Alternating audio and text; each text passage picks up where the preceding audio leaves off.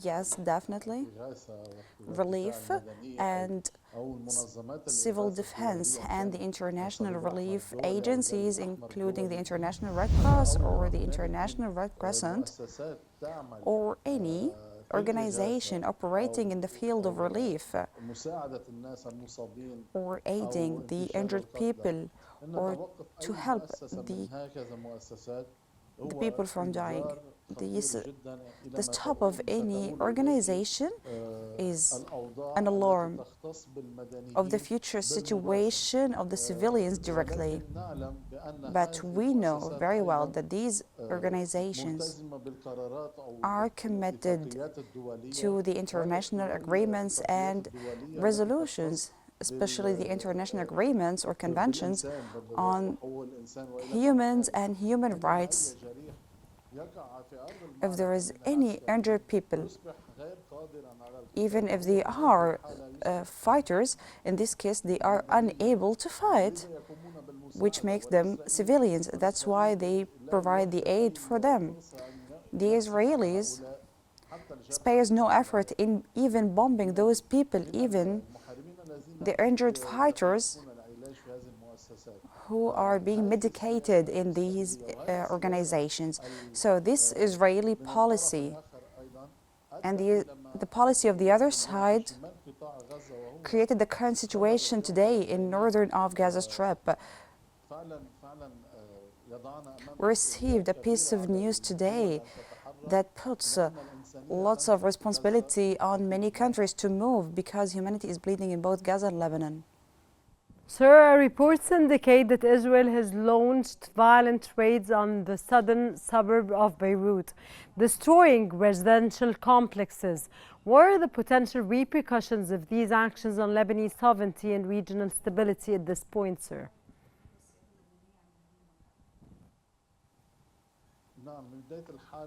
At the beginning of the war, the Lebanese sovereignty was affected and harmed because Lebanon today, all the parts of Lebanon are totally exposed because the Israeli bombs are reaching everywhere, not only the south of Beirut, but also the places that are considered to be safe, but Hezbollah officials are staying there and they are chased by the Israeli drones and bombed by them. But the southern district of Beirut is completely destroyed. As for the repercussions, of course, there will be very harsh repercussions on all the Lebanese people. We haven't seen the negative repercussions yet in Lebanon. However, they will start to appear gradually.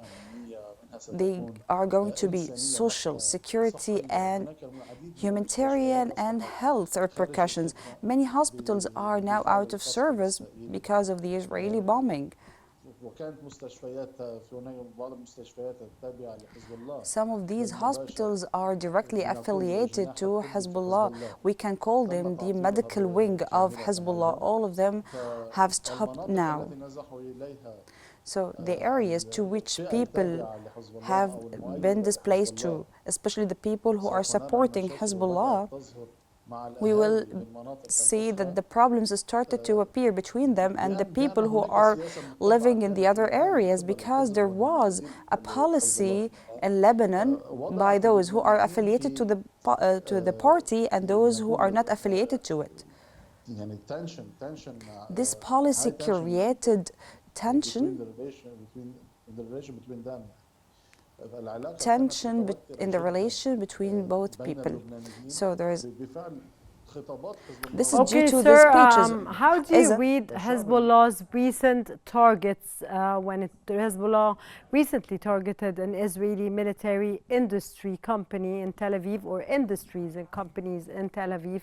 How does this act fit into Hezbollah's broader strategy, and what does it signal about the current state of the conflict?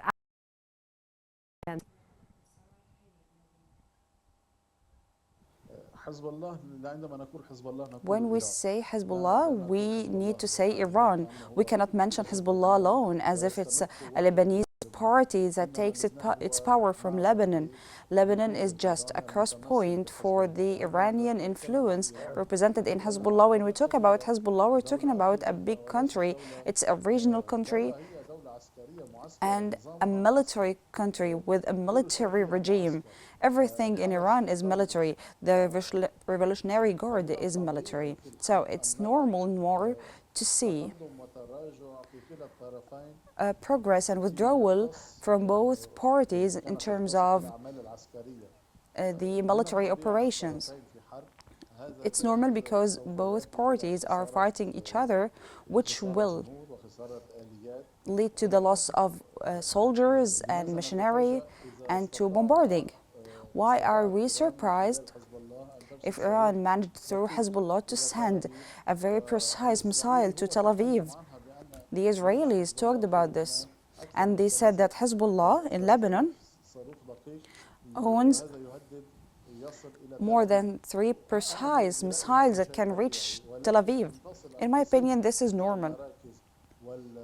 But these missiles managed to breach the Iron Dome and reach certain locations. It's very developed.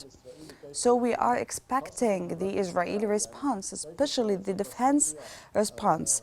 How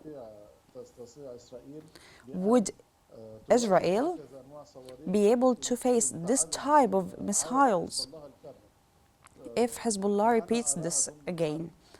This is part of the war, which is an ongoing war that has not ended yet, despite of all the voices at the international level, but the war is still ongoing. This is advanced for Hezbollah. Nonetheless, this is Iran fighting. Okay, sir, the Pentagon has expressed concern over reports of Israel targeting the Lebanese army. In your opinion, sir, and your take, how does this reflect the United States' role in the region and its influence on Israel's military strategy?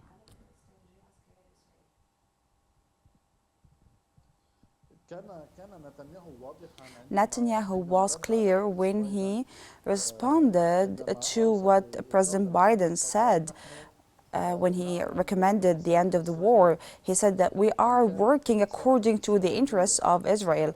If the Israeli interests are in line with the American demands, the war would stop. America and Israel both have military agreements and mutual defense, and they are obliged by these agreements.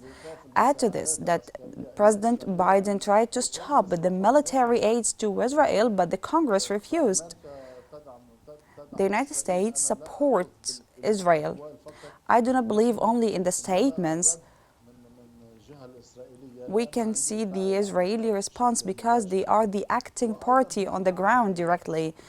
The factor's time is important as well. Okay, sir, because I'm running out of time and I need to ask you this question, please. There are reports of increasing cases of suicide and shock among Israeli soldiers at this point. What does this say about the psychological toll of the ongoing conflict on military personnel, and how might it affect Israel's future military engagements, sir? The soldiers are traumatized.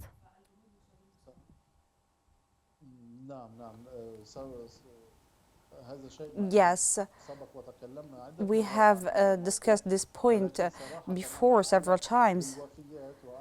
But actually, I'm aware of the number of the mortality either in the south of Lebanon or in Gaza. The mortality of the Israeli army that the Israelis themselves acknowledge them. However, the psychological factor is very important in the war. Actually, I do not have an idea about the number of the people who committed suicide, but it's not the first time to talk about this. In the war of Iraq,